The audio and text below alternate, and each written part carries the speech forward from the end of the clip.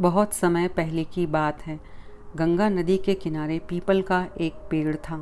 पहाड़ों से उतरती गंगा पूरे वेग से बह रही थी कि अचानक पेड़ से दो पत्ते नदी में आ गिरे।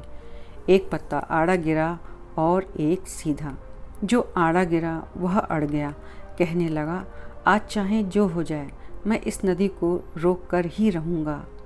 चाहे मेरी जान ही क्यों न चली जाए, मैं इसे आगे नहीं बढ़ने दूंगा। वह ज़ोर ज़ोर से चिल्लाने लगा, रुक जा गंगा, अब तू और आगे नहीं बढ़ सकती, मैं तुझे यहीं रोक दूंगा। पर नदी तो बढ़ती ही जा रही थी। उसे तो पता भी नहीं था कि कोई पत्ता उसे रोकने की कोशिश कर रहा है। पर पत्ते की तो जान पर बनाई थी। वो लगातार संघर्ष कर रहा था। नहीं जानता था कि बिना लड़े भी वहीं पहुँचेगा जहाँ लड़कर थक कर हार कर पहुँचेगा। पर अब और तब के बीच का समय उसकी पीड़ा का, उसके संताप का काल बन जाएगा।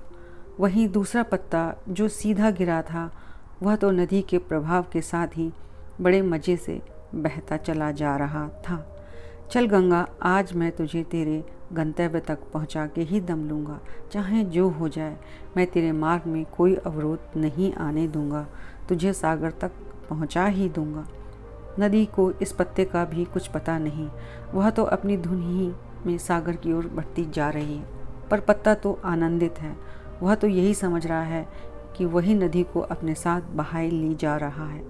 आड़े पत्ते की तरह सीधा पत्ता भी नहीं जानता कि चाहे वह नदी का साथ दे या नहीं, नदी तो वहीं पहुंचेगी जहां उसे पहुंचना है। पर अब और तब के बीच का समय उसके सुख का, उसके आनंद का काल बन जाएगा। जो पत्ता नदी से लड़ रहा है, उसे रोक रहा है, उसकी जीत का कोई उपाय संभव नहीं है। और जो पत्ता नदी को बहाए जा रहा है, उसकी हार का कोई उपाय संभव नहीं है।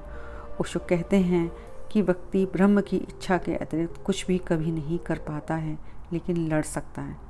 इतनी स्वतंत्रता है और लड़कर अपने को चिंतित कर सकता है।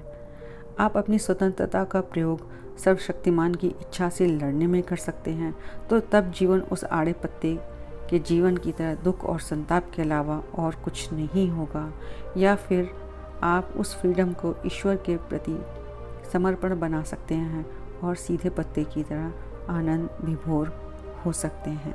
Thanks for watching my video. If you like my video, please like, share and subscribe to my channel.